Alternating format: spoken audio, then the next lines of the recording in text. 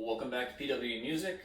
Again, Dr. Patrick Engler, and this is the tutorial portion for the Rose project on Etude number 2 from the 32 studies. Again, we're using Artistic Studies, Book 1, which has the 40 and 32 Etudes by Rose, edited by David Height. So, Etude number 2. And again, I'll give the disclaimer of these are pretty approachable, at least in the early section of the book. So a lot of it is just kind of practicing the fingers and getting that down. So we're just going to hit some of the highlights that you want to think about to take it to the next level. So the main thing with this one is keeping the articulation light. And that's tough enough on soprano, B-flat, much less talking about bass clarinet. So the first one we did examples on soprano, this one will do examples on bass clarinet. So you want to keep the articulation as light as you can in this one, not just on your staccatos, but on your slurred groups, especially like right at the beginning where you have groups of 2.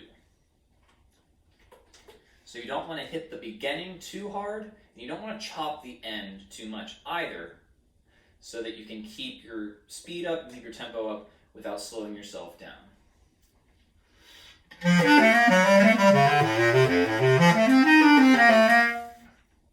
We'll keep going in a second.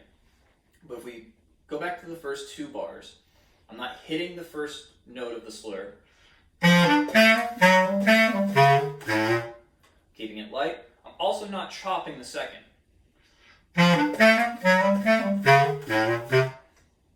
Keeping the 2 as even as I can, being as light with the tongue, both on attack and release as I can.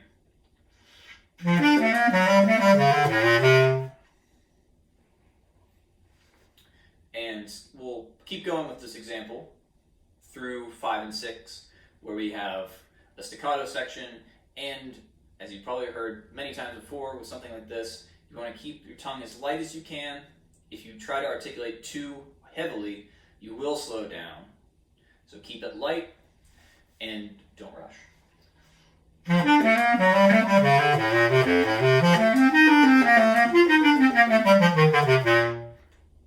you can manage to do that, even on bass clarinet, you're not going to slow down. You're going to stay in tempo and keep it flowing.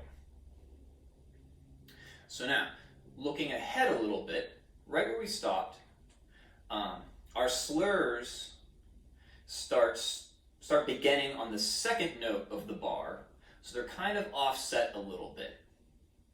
And that actually helps you out for the phrasing in this one.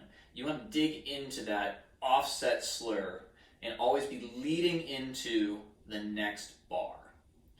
And I'll play a little bit starting at measure 21, right after the breath mark.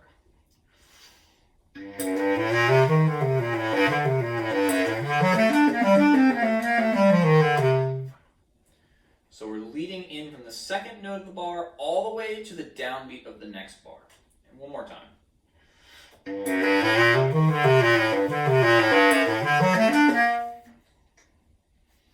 And even if it wasn't slurred that way, if it weren't slurred that way, you would want to think of it that way, so we keep it flowing, keep it moving ahead. But here the slurs actually help you out with the way they're written. Going ahead, measure 32. After the breath mark, we have a slur. And on this note, I like to give it a little bit of extra time, kind of make it a little bit special, and so it's not rushed and gives us kind of a launch back into the tempo.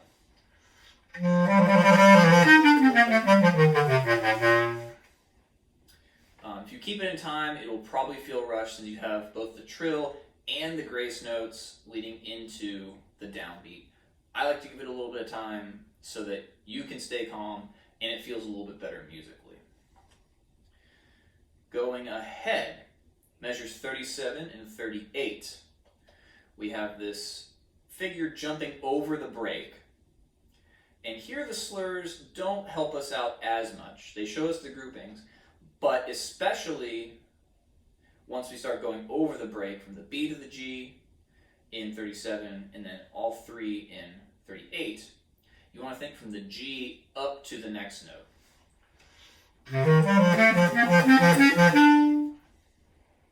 Rather than from the first note down to the G, you want to think from the G up to the next one, so you push the air and get over the break nice and smooth. Towards the end, a little further, measures 41, 44, 45, 46. When you have these altissimo notes, try to connect them to the bottom notes as much as you can. Don't let them blast out or squeak out. Use your voicing as much as you can and try to keep them reined in. Let's see. That looks like about it from my notes. So, other than that, just get those fingers down and you'll be good to go. So until the next video, we'll see you there.